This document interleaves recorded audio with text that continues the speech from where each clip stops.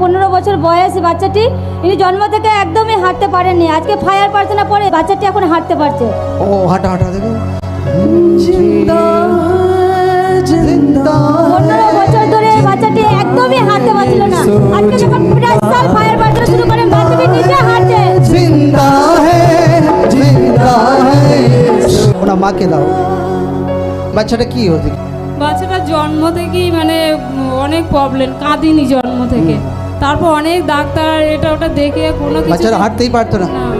কোলে করে সব জায়গায় নিয়ে যেত। এখন এখানে এসে হাত ধরে ধরে সব জায়গায় যাওয়া আসা করে, নিজেও হাঁটতেছে, একাই হাঁটাচলা করছে। তাহলে আগে হাঁটতেই পারতো না একদম? না।